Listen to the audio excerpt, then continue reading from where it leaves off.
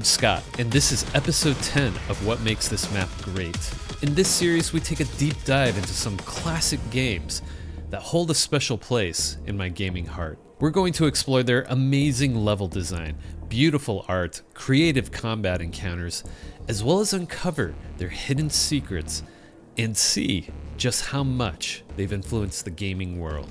And in this episode, we're covering Quake E2M7, the Underearth.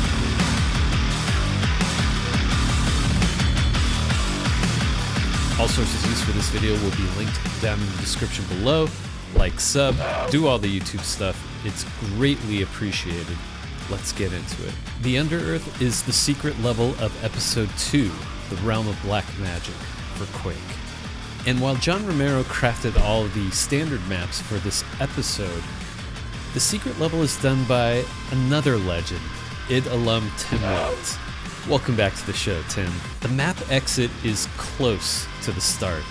You just go straight forward over a bridge, and it's easy to get there once you fight through some enemies. But there's a bit of a surprise. You get to the exit archway, and it's closed off with barriers. Approaching it, you get a message that invites you to take a swim, go for a swim. And that's when the real fun begins. You take an underwater passage from the start of the map, which takes you to the rest of the level. It's a creative hook by Tim, for sure.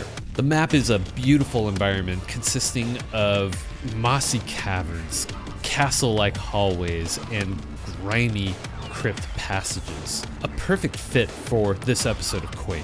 You'll also have to navigate some spaces carefully because there are acid pools throughout the map. And if you're not careful, you might accidentally take a step into the drink. And there's also some nail traps, some pretty nasty ones at that. All this while you're fighting through zombies, scrags, ogres, death knights, and fiends. This is also considered the hardest map of the episode, since there are a large number of enemies with very limited supplies. It's a great way to prepare the player for the future episodes of Quake. And Tim left a personal mark in this map. It's another Easter egg hidden in a secret room, which I'll make sure to demo so that way you can get to it as well. To give some context for this point of the player experience in Quake, it all started at the Slipgate Complex, a military base that is home to a machine capable of dimensional travel known as the Slipgate. But an evil entity codenamed Quake sends its own forces through from the other side, defeating and turning all soldiers into mindless grunts. Ranger, the lone marine played by you, fights their way through with a mission to defeat this evil force and put an end to Quake. You step through the Slipgate and enter the dimension of the doomed. A realm that is home to old haunted castles and dark underground caverns with monsters beyond our understanding. After conquering every obstacle, Ranger defeats Katan, the realm's guardian, and obtains the Rune of Earth magic. He discovers that a rune of magical power awaits him at the conclusion of each of Quake's haunted lands. Ranger continues on to the realm of black magic, where his fight continues in pursuit of his mission, which is where our journey takes place. Let's not waste any more time, let's dive right in. We begin outside. The purple sky zooms by above, and a bridge crosses a small pond in front of us, leading to a large structure resembling a fortress. The sound of insects can be heard. This environment gives the sense it's earthy and wet. With the wind-like whispers of the Slipgate behind us, we move forward across the bridge and approach the entryway. The moment we step through the entrance, we are welcomed by a couple of ogres. The moment you shoot, the sound of combat alerts a second. They launch grenades and even try to saw you apart. We continue through, and another ogre awaits us around the corner. It's easy combat practice. Just juke its saw and take it out with your double-barrel shotgun. I like these metal torch alcoves. Nice way to break up the tiling stone brick walls in this hallway. We get to the end of the hall, and to our surprise, see a familiar bloody archway at the opposite side of the room. The level exit. Is this map really that easy? A couple of Death Knights patrol in front of the exit. Maybe not that easy. We enter the room and are ambushed by two scrags on either side of us. After driving nails into our enemies, we get a moment of rest to scope out this room. While you're ambushed, you're given a bit of an advantage in this combat encounter by having the higher ground. The scrags act as distractions. They go down fairly easily, but in that time, the Death Knights are able to use their fire attacks from range to add pressure. If you're unlucky, one might even close the gap and try to cut you open. Dual stairs go along the sides of this room, leading you down to the exit, but also giving you a peek through giant iron bars on the floor, blocking the way to another room underneath. You approach the exit archway, and you get a message: go for a swim. Tim pulled a good one on us here. We wouldn't get the exit that easily. We backtrack to the start of the map, to the bridge with water. Let's take a swim. It's murky and muddy, but underwater we discover a hole that we can swim through. We make it through and surface to find ourselves at the true entrance of this fortress. Immediately, the soundscape goes from dripping water and insects to the sound of ogres. Lots of them. And this approach is fantastic. Coming out of the water, the iron archway makes for an interesting shape to lead us in. This welcoming room is an intense combat encounter. The ogre patrolling on the ground level is slow to notice you, but above on second levels are additional ogres. If they aren't shooting grenades from up high, they actually jump down to join the action close up. And if that wasn't enough, there's even a fiend around the corner. I like to deal with the first ogre from the water, dodging its grenades. Once he's down, then I come in and deal with the ogre up top on the left. The fiend usually joins the fight at this time, as well as the second ogre up top by the gold key. Do your best to handle the fiend quickly, and then the ogre. And yes, I did say gold key a minute ago, but it's just out of reach on the upper floor, with a gold door on the opposite end of this room. Well, time to dig deeper into this Underearth fortress. Another thing worth pointing out here is a secret. There is a quad damage quite visible behind a metal bar. If you look to the right of it, you'll notice a small brick sticking out of the wall. It's a button.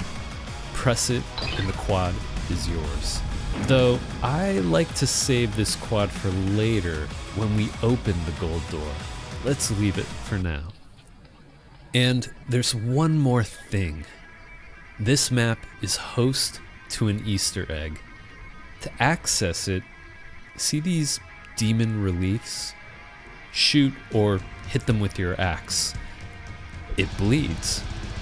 We'll need to do that to every demon relief we find throughout the map, so don't forget. Okay, onward.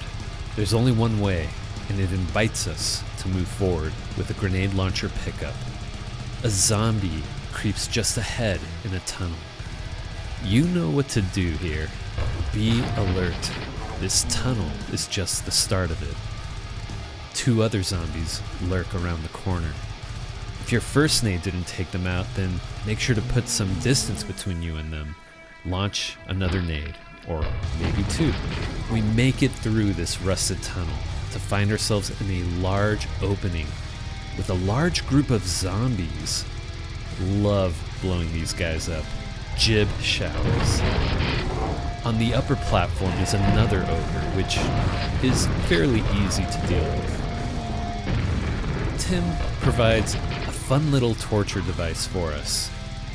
An ogre is caged within a small alcove with a button in front of it. It becomes pretty clear what this button will do upon noticing the giant metal spike above the ogre. Save ammo, press it, and put this ogre out of his misery. I love this room. I think the Underearth Fortress vibes feel strong here, with its combination of wizard, terracotta, runic texture sets. Feels dank, grimy, and dangerous. So far, Tim has also been creating combat encounters with enemies on 2 different levels.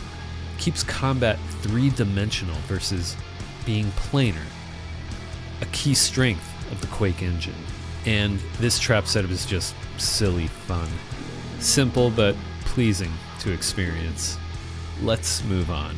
We go from fun combat encounter to a sweaty one. This bridge serves as a warning.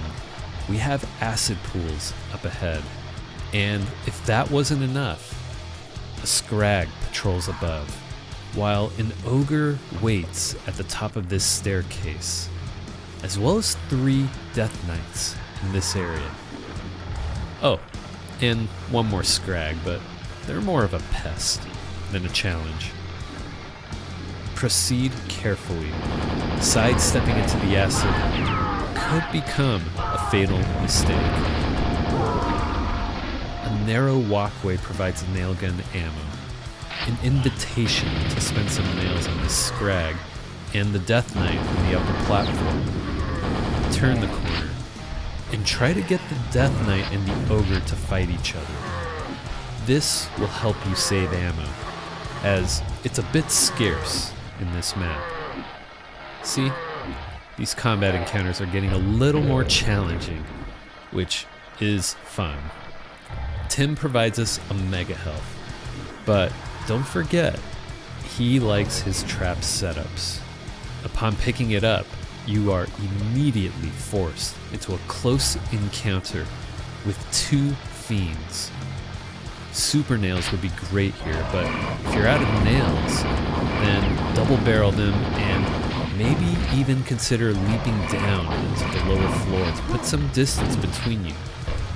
Watch out for the acid, and also watch out for those jumping attacks. Oh, also, another demon face relief here. Make sure to hit it with your axe. God, I love this texture set. One more look before we leave this room. Up ahead through these double arches, we have a tight hallway that takes a couple turns. This next combat encounter can be challenging. You're probably out of nails or low on them, so double barrel and nades will be your friends. We have a fiend and 2 death knights on the ground floor, as well as an ogre up top on a perch. Just backtrack. Pull the fiend and those death knights back away from the ogre's view, as those bouncing nades can really ruin your day while dealing with melee enemies. As for the ogre up on his perch, send some nades back at him to take him out quick. Right after this encounter, we're provided a trap room with some obvious telegraphing. To the left is a spike shooter. At this point in the game, you've seen these many times and are able to identify them when you see them. This trap is clever in its design. The floor is color-coded. If you take a step on the blue tiles, the trap activates and shoots a fan of spikes. Avoiding the blue tiles is the approach here, so carefully jump over and walk along the brown tiles. And this elevator puts us a bit too close for comfort with an ogre up top. You can utilize the side platforms up top to take cover and deal with the ogre accordingly. Don't forget to pick up the supplies on this upper platform. You're gonna need them. We proceed forward and reach the gold key. A pleasant discovery to see that we've made a looping return back to where we saw the gold key initially. We pick up the gold key and proceed forward to the gold door. And remember, we left that quad damage for this moment. We're going to try and make the most of it, then backtrack to get some secrets. As you can see from this quick preview, there are quite a lot of enemies up ahead. Let's go on a quad rampage. We open the door, pick up some nail ammo, and proceed to take down a welcoming party of scrags and ogre. Watch your step around this acid pool below. Press the button at the end of the bridge. It opens up iron bars that allow us to push forward and deal with the ogre. Still quadded up, we find ourselves looping around that room with the ogre's spike trap. Scrags magically teleported, nail them down. Rushing down this hallway, we encounter 2 more ogres and discover a long corroded bridge with a death knight and several scrags.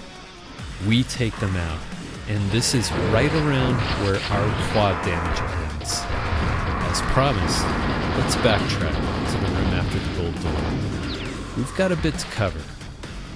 I'm still unsure as to what this place is. I've been calling it a fortress, but it might actually be a dungeon. Zombies were maybe humans that were tortured and burned in the acid, only to be reincarnated with black magic by these other monsters. Gnarly, man. Okay, that initial acid room has some cool structure to it. The bridge is built with wood and has rusted metal trim and supports. Makes this combat encounter a little more challenging while watching your step across it. The rafters overhead cast dark shadows from the torches below, which allows them to hide a couple of scrags from view. This acid room also hides a secret. You might notice a button down in the acid pool, as well as an archway to its right. This might sting just a little bit. Jump in and rush for the archway. A biosuit will help protect you from the acid damage. And there's also nail ammo, a reward for exploring. Looking out from the archway, proceed out to the 3rd metal post near the middle of the acid pool. Take a small step to the left from there, and you'll notice the ground drops, allowing you to submerge into the acid and find a red armor down below. Swim back out and press the button to the left of the archway that we came from. Stairs rise up behind you. Jump your way out of the acid. Proceed down the hall ahead. Make sure to hit the demon reliefs with your axe on the way back to the long bridge. Unfortunately, the biosuit doesn't get a whole lot of use. Would have been nice if there was a secret underneath this long bridge, but there isn't. This bridge is pretty cool. I love the supports that suspended over the acid. Utilizing diamond shapes creates focal interest for the player. Much more interesting versus using vertical bars, like in the prior bridge room. We proceed across the bridge, which provides us a blue armor and some more nails. But an invisible trigger causes a death knight to come charging out from the next room ahead. Just backtrack carefully and toss some nades at it. Let's break down our next encounter, which is a nasty trap room. Another death knight awaits, guarding a series of 4 buttons. To the left is a doorway with rusted bars blocking the way forward. See that fire brazier in the middle of the room? It's a nail shooter. Upon stepping into the room, it will fire nails in a circular pattern. We need to press the 4 buttons to open the way forward, all while the nail trap is firing away. It's loud and causes a sense of panic. Not my favorite room in this map, to be honest. First, let's lure the solo Death Knight out of here. Get their attention and create enough distance. Toss some nades while it's charging you. Okay, I don't really have a great strategy for this room. Just make a mad dash for it and be prepared to deal with an ogre quickly in the next hallway. The gate opens, run in and deal with the ogre. And surprise, a fiend joins the fight from the next hallway. If you didn't already shoot them during this fight, make sure to hit the demon faces in this section. Since we have a moment, just want to point out the great 3D brushwork in this trap room. This brutalist support for the roof is amazing. Simple yet effective. And even in the short hall after it, the wall is held up with this rusted iron framing. Love it. Okay, strobing lights up ahead. A warning if you are sensitive to flickering lights. You might want to skip ahead or avert your eyes.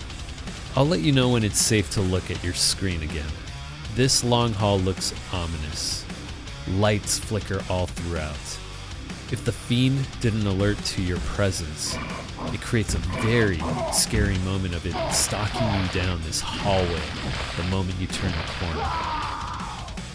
The lighting is dark, which lends to shrouding 2 Death Knights hidden in small alcoves, waiting to ambush you. Proceed with caution. Backtrack and take those Death Knights out one at a time.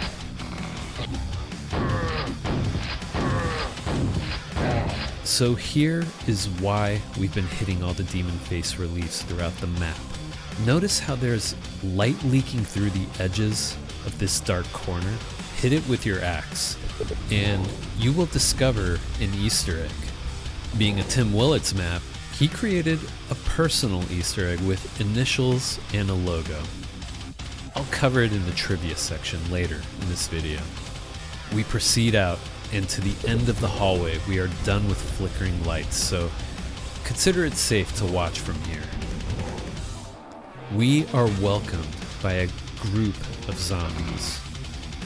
Make a round through this room and turn them into gibs. This room presents us with a button. We have multiple demon reliefs along both sides of this room, and you might even notice a set of stairs that leads to a familiar room. Above us is the exit archway. Well, I love pressing buttons, so let's do this. Upon pressing it, the demon face metal walls lower to reveal zombies. We've got jib pinatas. Once we finish them, we also notice 2 additional buttons have been revealed. We press them, and the metal grates at the top of the stairs open up, revealing the exit archway, which also has had its bars removed. And here we stand again, in front of the bloody archway that told us to take a swim earlier. This time, its bars removed, inviting us to step through into the darkness. We proceed through. We get our score screen, overlooking the ogre spike trap room, my favorite room by far in this whole map. Upon clicking through, and with the secret level behind us, we find ourselves in the Ebon Fortress. And while it's a good map and challenging, it's not great in my opinion. I'll be skipping this one to cover the following map known as the Wizard's Manse, which you can expect in a future video.